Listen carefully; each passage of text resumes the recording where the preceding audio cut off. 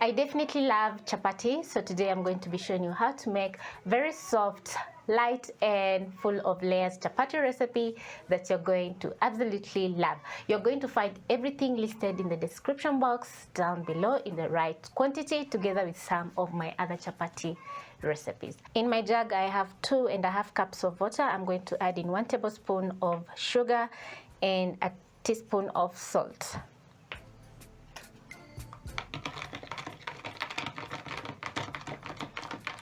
You're going to stir in the sugar and salt until fully combined in the water. Give the water a taste. This is to check if the salt and sugar are balancing. You're going to gradually add in your water in the bowl with the all-purpose flour, and using a fork you're going to mix in the all-purpose flour together with the water until a dough forms. So go easy on the water, and if your dough turns out too sticky, you're going to sprinkle in bits of all-purpose flour as you mix until a soft dough forms. And if your dough turns out dense, you're going to add in some more water until you get a soft dough. So I'm going to go to the bottom of my bowl, make sure all the all-purpose flour is fully combined. Once a dough starts to form, I'm going to use my hands. Over here I have some extra all-purpose flour. I'm going to scoop out some, and this will help me while kneading the dough. The salt and sugar is to season your chapati, because who wants some bland chapatis, right?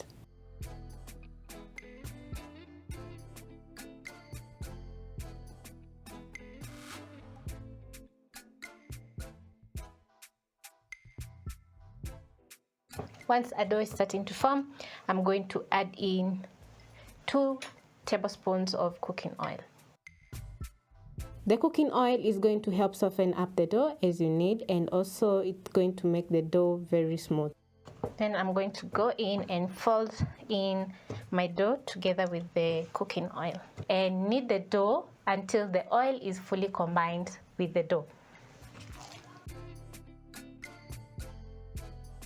So the trick for making very soft chapatis is kneading the dough. Make sure you knead the dough for around 5 to 10 minutes until you get a very soft and stretchy dough. This is how the dough is looking, and as you can see, the dough is not sticky at all and it's soft. So now I'm going to let the dough rest for around 15 to 20 minutes before cooking the chapatis. After 20 minutes, I'm going to sprinkle my countertop with some all-purpose flour and transfer the dough on my kneading surface. Knead for around 1 minute. Resting the dough will let the gluten relax and make the dough very elastic, just like mine.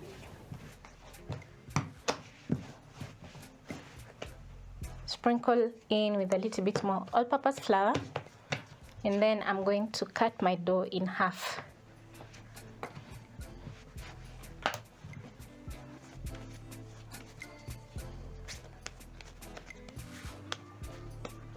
Set one piece of the dough aside, and then I'm going to be working on the other piece. You're going to pick your dough and tuck in the middle, just like I'm showing you. Once done, you're going to dust your dough with the all-purpose flour. You're going to pick your rolling pin and roll out the dough until the dough is thin.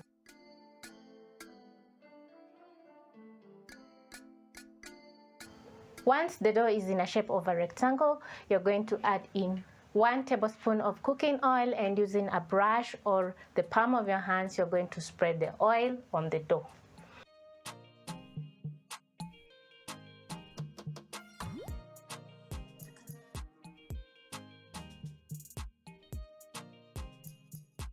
When you have evenly distributed the oil on the dough, you're going to use a sharp knife and cut along the dough into strips. And because the dough is soft and elastic, it's going to be very easy to run your knife across the dough. The next step is to roll the strips of dough into a cylindrical shape, while making sure you tightly tuck the dough in the bottom to secure the ends. This step is very crucial in making chapati, because the outcome is going to be flaky chapatis. There are different ways to roll the dough, but I find this way really fast, especially if you're making a lot of chapatis.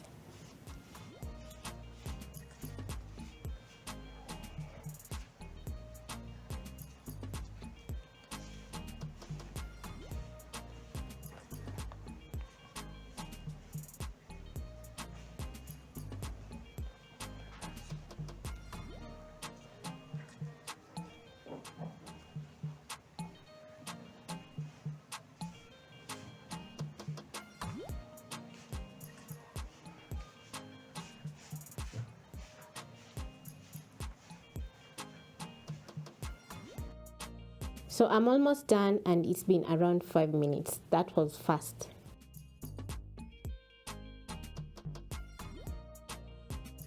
So now it's time for the next step. I'm going to spread some generous amount of all-purpose flour on my countertop, and now I'm going to be rolling out the dough in a perfect circle. You're going to roll out the dough vertically and horizontally, slowly, as you try and form a perfect round shape. I know it's a little bit tricky, but you can do it. And also make sure to evenly distribute the dough as you roll out, because you don't want some parts which are thick and others which are thin. You're going to move over to your stovetop and place a chapati pan over medium heat. Place your chapati, and after about 1 minute, you're going to flip your chapati, just like that. As the chapati is cooking, you'll notice air pockets inside the dough. This shows that you kneaded the dough enough. So definitely you're going to be making soft chapatis.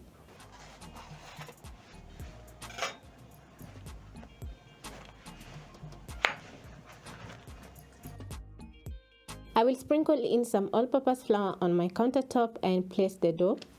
Press down using the palm of my hands to flatten the dough a little bit.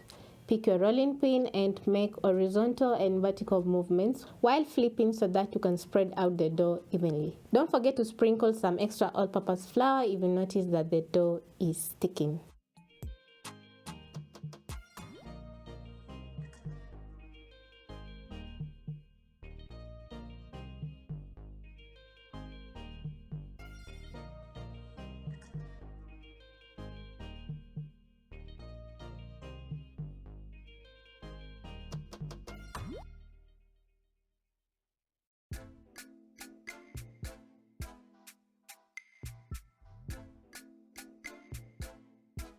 When I was young, I used to enjoy watching my mother make chapati, and I used to tell myself that when I grow up, I'll teach myself to make soft and delicious chapatis.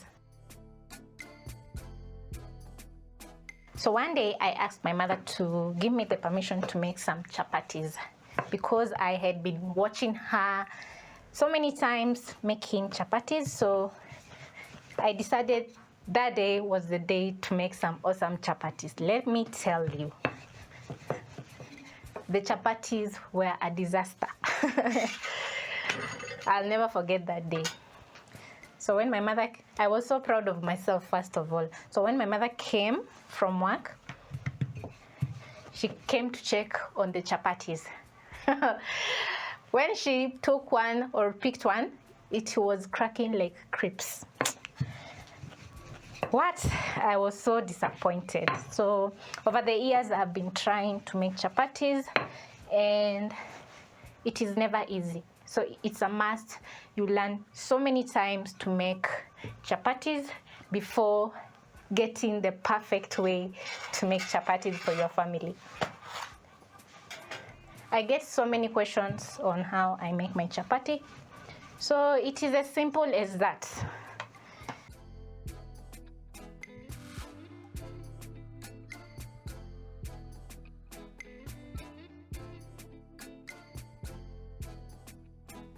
After the first step of making our chapatis, this is how the chapatis are looking, and they have turned out very soft.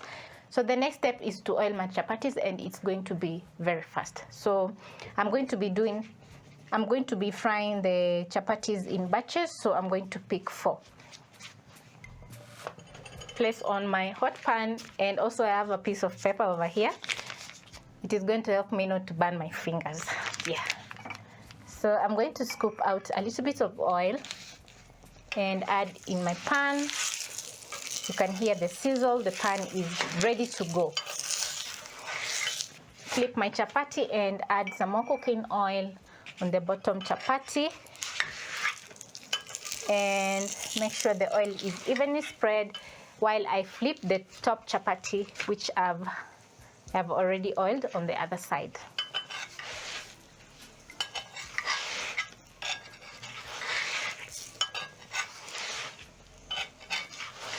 My first chapati is ready to go. So I'm going to add in some more oil on my pan and spin the chapati around so that I can have some awesome golden spots on my chapati. And at this point is where the kids knock on your door or come into the kitchen asking for chapati. So make sure you use medium heat, because if you use high heat for your chapati, they'll turn out having very dark spots and burnt. So here in Kenya, chapati is like fast food. You'll find chapati in every corner in town, and there are so many ways to have chapatis. I love when the chapati vendor makes for me smocha, or it's like a Rolex. Very delicious. I'm done making my first round, so I'm going to add in 4 more chapatis for the next round. Flip the chapati on top and add in some more cooking oil on the bottom chapati so that I can have some lovely golden brown color. Flip and just look at my chapati. So I'm going to flip once more. Add in some cooking oil.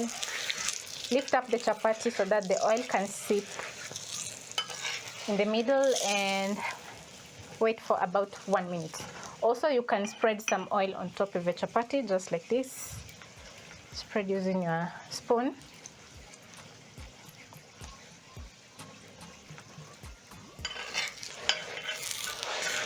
After about 30 seconds, flip. Awesome. Move the chapatis around.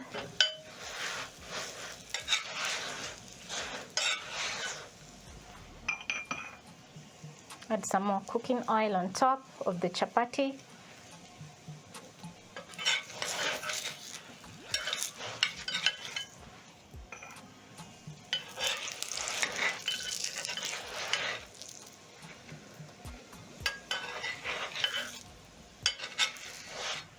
Flip. The other chapati is also done.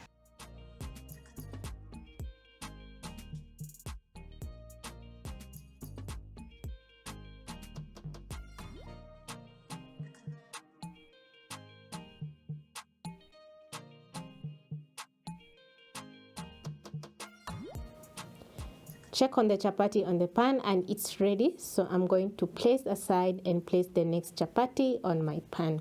There are very many theories of making chapati, but trust me, this is a very easy recipe with budget-friendly ingredients and still makes awesome soft and flaky chapatis.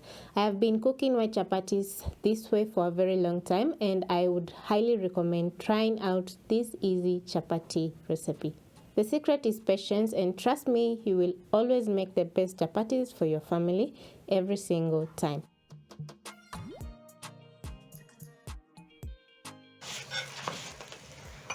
Once you're done making the chapatis, make sure to place a kitchen towel so that the chapatis don't dry off. So this is my last chapati, and it has been an amazing 15 minutes.